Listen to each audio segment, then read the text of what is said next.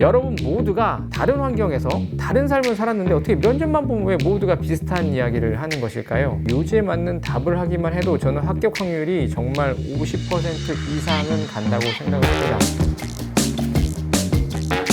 안녕하세요. 내일부터 출근 제리멘토입니다. 면접에서 확인하고 싶은 것은 딱 두 가지입니다. 그리고 모든 면접은 이 두 가지를 확인하기 위한 장치이며 이 과정인 것이죠. 바로 지원자가 가지고 있는 지식과 기술 그리고 인성을 확인하고자 하는 것입니다. 제가 면접위원이다 생각하고 여러분이 한번 답을 한번 해보세요. 지원 직무를 수행하기 위해 가장 필요한 것이 있다면 무엇이라고 생각하시나요?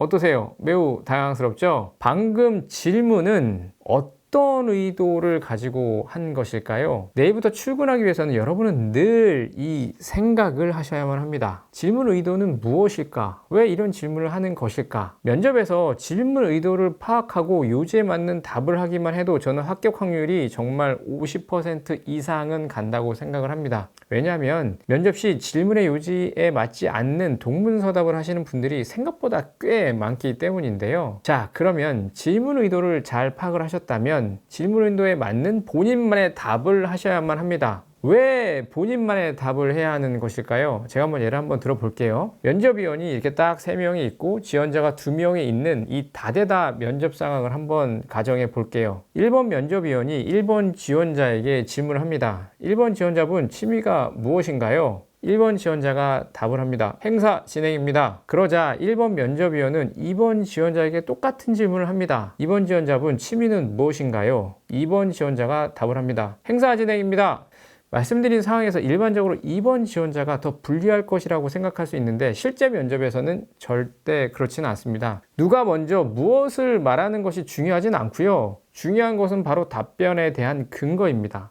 1번, 2번 지원자 모두 취미가 행사 진행이나 하더라도 그 근거가 되는 이유, 즉 근거가 다르면 서로 문제가 전혀 없고요. 두 지원자를 비교 평가한다면 얼마나 그 근거가 구체적이고 이 깊이 있는지가 바로 평가 포인트인 것이죠. 1번 면접위원이 1번 지원자에게 행사 진행이 취미라고 하셨는데 그 이유는 무엇인가요? 라고 물어봤을 때 1번 지원자가 저는 어렸을 때부터 행사 진행을 좋아했고 학예 부장으로 반행사를 주도하였습니다. 라고 답을 하였습니다. 이에 1번 면접위원은 다시 묻습니다. 저같이 약간 딥하게 보는 분들인 거죠. 최근 행사 진행 무엇이었나요? 1번 지원자는 이렇게 답을 합니다. 고등학교 때 축제입니다. 저는 어떻게 생각할까요? 지금 대학교를 졸업하는 시점이면 이분이 남자라면 군대를 갔다 왔으니까 적어도 6년 전? 아니, 취미가 행사 진행을 하는데 6년 전에가 마지막이었다고? 라고 생각하고 저는 그분의 말을 믿지를 않기 시작을 합니다. 그리고 여태까지 면접을 잘 봤다 하더라도 저는 물음표를 빵 찍기 시작을 할 거예요. 1번 면접위원은 당연히 이제 2번 지원자에게 질문을 합니다. 2번 지원자는 왜 행사 진행이 취미인가요? 2번 지원자가 답을 합니다. 저는 대학 재학 시 봉사활동 중 어르신들을 위한 행사에 참여하였고 우연히 행사 진행을 담당하였습니다. 처음에는 긴장해서 무슨 말을 하는지도 잘 몰랐지만 좋아하시는 어르신들을 보자 쉽지 않았지만 재미가 있다는 생각을 저는 하였습니다. 이력서에 기자였듯 저는 더 잘하고 싶은 마음에 레크레이션 자격증을 취득하였고요. 지금까지 매 분기마다 양로원, 장애우 행사 등의 진행을 담당하고 있습니다. 작년에는 총학생회에서 주최하는 대학 축제 진행을 맡기도 하였습니다. 어떠신가요? 2번 지원자는 앞에 질문한 분의 어떤 전체적인 그 면접위원의 패턴까지 파악해서 그걸 한 번에 구체적으로 그리고 굉장히 개인적인 근거를 가지고 깊이 얘기를 했죠. 두 분 다 질문의 의도를 파악하고 질문의 요지에 맞는 답변을 하셨어요. 그러나 이 비교를 하자면 결국 세부적인 근거를 가지고 있는 2번 지원자에게 더 높은 점수를 줄 것입니다. 저는 반드시 줘요. 이 다대다 면접이 아닌 다대1 면접위원이 3-4명 지원자가 1명인 면접이더라도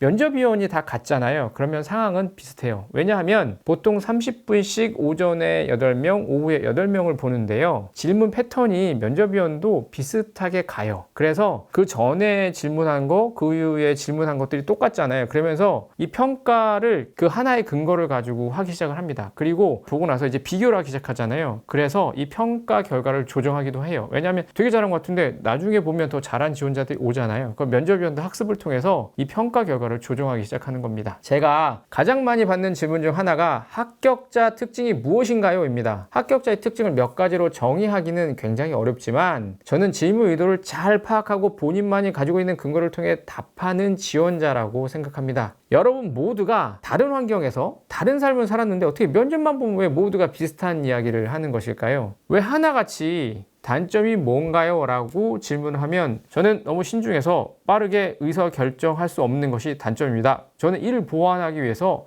메모를 통해서 우선순위를 정합니다. 면접에는 정답이 정말 없습니다. 만약에 어떤 분이 정답이 있다고 하면 저는 그분은 사자가 아닐까라는 생각을 합니다. 정답이 있을 수도 없는 것이 지원자 여러분 모두가 다 다른 경험을 가지고 있고 그 다른 경험에서 다 다른 생각을 가지고 성장하였기 때문입니다. 신입사원에게는 제가 늘 말하지만 절대 큰 기대를 하지 않습니다. 그러니 걱정 말고 이 면접위원의 질문 의도를 잘 파악해서 나만의 경험과 나만의 경험에서 배우고 생각한 것을 한번 이야기해보세요. 반드시 여러분은 내일부터 출근하실 수 있습니다. 저는 여러분을 진심으로 원하는 제리 멘토였습니다. 다음 영상에서는 지원 직무를 수행하기 위해 가장 필요한 것이 있다면 무엇이라고 생각하시나요? 에 대한 질문 의도를 파악하고 어떻게 답변하면 좋을지 말씀드리도록 하겠습니다. 제가 이런 영상을 통해서 말씀드리고 싶은 거는 이렇게 답하세요가 아니라 자, 이런 의도가 있고 이런 것도 하나의 방향입니다. 여러분들이 없는 거에서 뭘 하려다 보면 굉장히 어려우니 참고만 하시고 이 부분을 가지고 여러분이 가지고 있는 걸로 만들어서 이야기하시라는 뜻이니까요. 절대 오해하지 마시고 여러분의 생각을 정리해서 말씀하시면 됩니다. 만약에 유튜브나 어떤 학원이나 어떤 곳에서 이 질문에 이렇게 답해라고 얘기를 하잖아요. 분명히 면접 앞뒤 어디에선가 여러분과 똑같은 대답을 하고 계신 분이 계십니다. 심지어 근거까지도 똑같이 하셨죠? 그러면 저희는 다음 영상에서 만나도록 하겠습니다. 안녕.